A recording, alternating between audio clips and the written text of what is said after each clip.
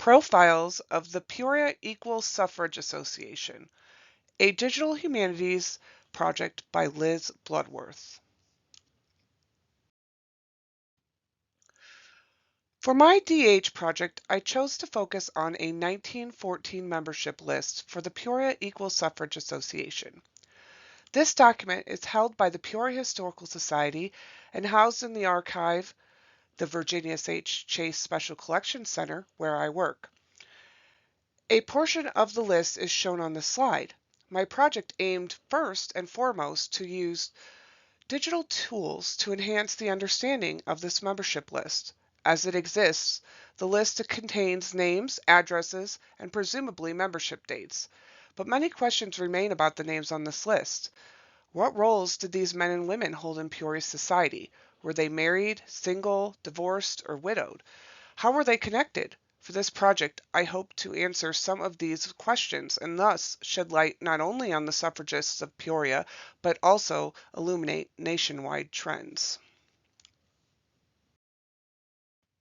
To learn more about the members of the Peoria Equal Suffrage Association, I proposed creating a digital exhibit using Omeka that mapped the residences of the members and provided biographical profiles highlighted through archival documents. The list contains more than 200 names, which would be too many profiles to complete in a semester. Accordingly, I chose to focus on an initial group of 25 names as a proof of concept. I broke down the project into the 5 defined steps listed here. First, I researched the members of the Peoria Equal Suffrage Association, looking up each person in the 1914 city directory to determine their occupations, marital statuses, and workplaces. For those women identified only as the wife of their husband, i.e. as Mrs. Husband's name, I also used the city directory to determine their first names. From there, I selected 25 members to serve as the pilot group for this project. I scoured the archival collections at my workplace and contacted a colleague at the Peoria Public Library to find archival documents for each of the 25 members in this group. I had to swap out members in some instances because of difficulty finding documents related to the individuals. Once I selected documents for each person, my colleague, Ching Zedrick, photographed the items that were not already digitized using the department's digital copy stand. I then compiled metadata for each item in a comma-separated value file, or CSV, which I will show in greater detail later. Once that file was completed, I uploaded the CSV and digital files to Omeka, creating a digital collection that would form the basis of the digital exhibit. I then used Omeka to create the exhibit itself, designing both a map and a collection page. When selecting tools for this project, I turned first to Omeka because it is a tool used in my workplace already. After learning more about the geolocation plugin, I decided Omeka would be a viable option. The two most important plugins for this project were the CSV import plugin and the geolocation plugin. The CSV import tool allowed me to compile the metadata into a spreadsheet and upload all data at once, alleviating a lot of repetitive data entry. The geolocation plugin allowed me to map the residences of the members. For the metadata, I used the Dublin Core standards that Omeka already employs. I adhered to the file naming conventions already in place at the Special Collections Center. My preservation plan entailed creating archival quality digital files and saving these files on an external hard drive as well as in a shared Google Drive. For the metadata to properly upload to Omeka, I compiled the information in a spreadsheet, part of which can be seen on this slide. Each field received its own column and each item its own row. For each item, I gathered information from the document to fill in the basic fields of title, creator, date, etc. I used the description field to add a biographical note about the individual member who wrote or was otherwise referenced in the piece. I drew upon Library of Congress subject headings for the subjects and created a simple tagging system for the collection. Once all data was entered, I converted the spreadsheet to a CSV file that could be uploaded using the Omeka plugin. The members' home addresses became an additional metadata field to allow for the mapping of their residences.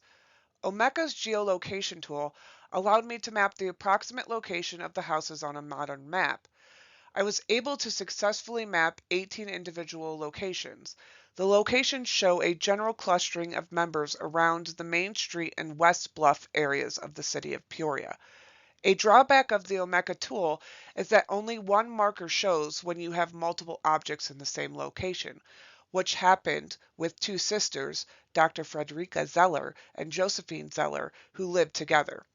Omeka's mapping capabilities are generally straightforward and allow users to click on specific pins to see the item associated with that location, as demonstrated here with a report of the police matron Anna Mayall. In addition to the map feature of the exhibit, I also added a page that lists all 25 documents related to the 25 selected members for this proof of concept.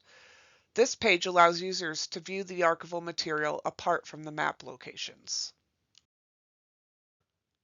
When a user clicks on an individual item, the site then displays the item record for that document.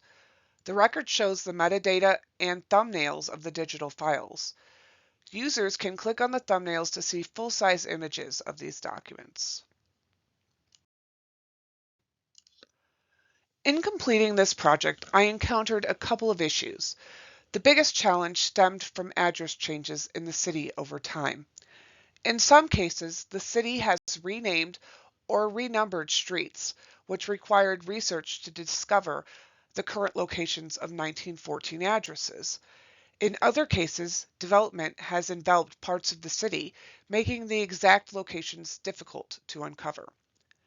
At this point, I am still working on the current locations of 7 members' homes from the initial group. Another challenge arose from women's married names. In many cases, I had to first determine a woman's given name before I could learn more about her. Finally, finding women in the historical record can be difficult in and of itself. Fortunately, the Virginia H. Chase Special Collections Center houses the collections of 2 major Peoria women's organizations that helped me locate several women who otherwise may have been lost. Upon completing this semester's work, I have identified several opportunities to grow this project. Most obviously, the exhibit could be expanded to include every member of the Peoria Equal Suffrage Association. Adding an overlay of a historic map could allow users to experience what Peoria streets would have looked like in 1914 when these suffragists lived there. A demographic analysis of the group's members also may reveal more about the identities of Peoria suffragists. One of the most intriguing opportunities would be to explore the connections between these members. In many cases, the women involved in the Peoria Equal Suffrage Association also participated in other women's groups in the city and played an active role in charitable efforts. Providing an interactive way to visualize these networks could demonstrate the interconnectivity of many of these individuals.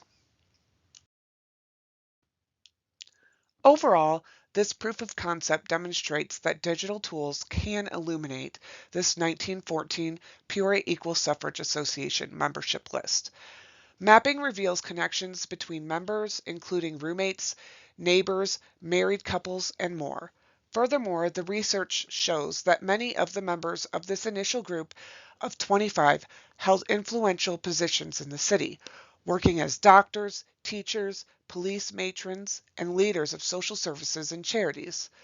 The map itself centers most of the 25 members in the Main Street and West Bluff of the city. It would be interesting to see if these trends continue when all members are included. The link to the digital exhibit is included in the description below. Thank you.